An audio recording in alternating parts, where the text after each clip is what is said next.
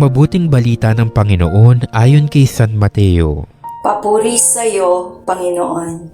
Noong panahong iyon, lumapit kay Jesus ang mga alagad ni Juan Bautista at ang wika, "Malimit kaming mag-ayuno, gayon din ang mga Pariseo.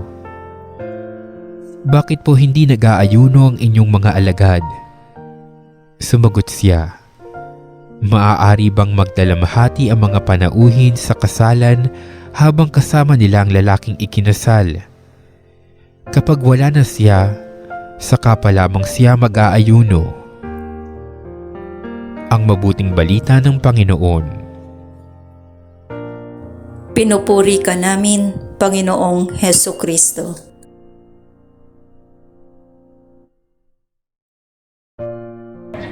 Isang mapagpalang araw po sa ating lahat. Ako po ang inyong kapatid sa pananampalataya, Sister Michelle Grau Fernandez ng Guadalupe Prayer Group sa ilalim ng bandila ng Pinag-isang Puso Catholic Charismatic Ministry, Philippines Incorporated. Ang ating pong ebanghelyo sa araw na ito ay patungkol sa pag-aayuno o fasting. Ngayong panahon ng Kwaresma, may tatlong saligan po tayong tinitignan. Una ang pananalangin, pangalawa ang pag-aayuno, at ikatlo ay ang pagkakawang gawa. Sa ating ebanghelyo, nakapokus ito sa pag-aayuno o fasting. Lumapit ang mga alagad ni Juan kay Jesus at sinabing may araw ng ayuno sila at ang mga Pariseo. Ngunit ang mga alagad ni Jesus ay wala daw bang araw kung kailan sila nag-aayuno. Sinagot naman sila ni Jesus na kailangan bang magluksa ng mga abay sa kasalan, gayong kasama pa nila ang lalaking ikakasal? Darating ang panahon na aagawin sa kanila ang lalaking ikakasal, at sa araw na iyon sila mag-aayuno. May panahon upang magdiwang, may panahon din upang magluksa. Bakit nga ba mag-aayuno ang mga alagad kung kasama naman nila ang lalaking ikakasal o si Jesus mismo? May panahon ng pag-aayuno at ngayon ang tamang panahon para dito. Noong Pebrero 14 lamang ay Ash Wednesday o Miyerkules ng Abo. Dito ay nire-remind tayo na magsisi at ipahayag ang mabuting balita. Tuwing Miyerkules ng Abo at sa lahat ng Biyernes ng Kwaresma, inoobserbahan po natin ang pag-aabstinensya o hindi pagkain ng karne. Dahil ito po yung tradisyonal o nakasanayan na natin ng paraan ng pag-aabstinensya. Bukod po dito, tayo ay nag-aayuno o nagpa-fasting sa lahat ng Biyernes sa loob ng Kwaresma. So dito sa ating pag-aayuno, 1 full meal lang po ang ating kakainin sa loob ng isang araw. And the rest po ng ating pagkain ay babawasan na po natin. Ako po, bali ngayong panahon ng Kwaresma, dahil nga po sa office namin, nagkaroon din po kami ng challenge, no? Na parang Biggest Loser. Ayan, no? So, nag-start po yon nung January. No? So, kaya ngayon, ino-observe na po talaga namin yung pagfa-fasting. No? So, mas maganda ngayon sa panahon ng Kwaresma.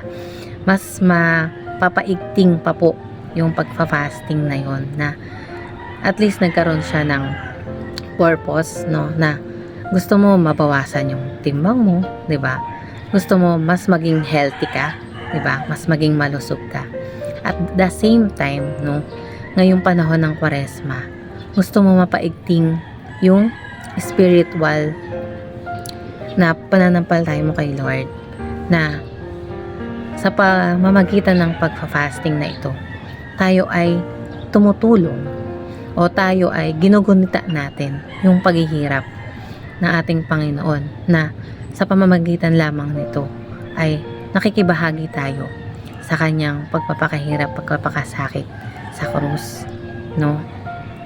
And syempre, hindi lang naman po sa pagkain yung fasting, no? Pwede po tayong mag-fasting or pwede nating bawasan yung mga bagay na gustong-gusto natin, di ba? Kasi may mga bisyo tayo na gustong-gusto natin manood na example ng Netflix, gustong-gusto natin manood ng YouTube, gustong-gusto natin na sa weekends, no? Syempre, may mga may mga friends tayo na pag nagkaayayaan, di ba? No, tara, punta tayo dito. Tayo mag-celebrate, di ba? So, may mga bagay tayo na gustong-gusto. Pero, sana sa panahon ngayon ng Kwaresma, medyo bawasan natin yon upang makabahagi tayo sa 40 araw ng pananalangin, pag-aayuno at pagkakawanggawa.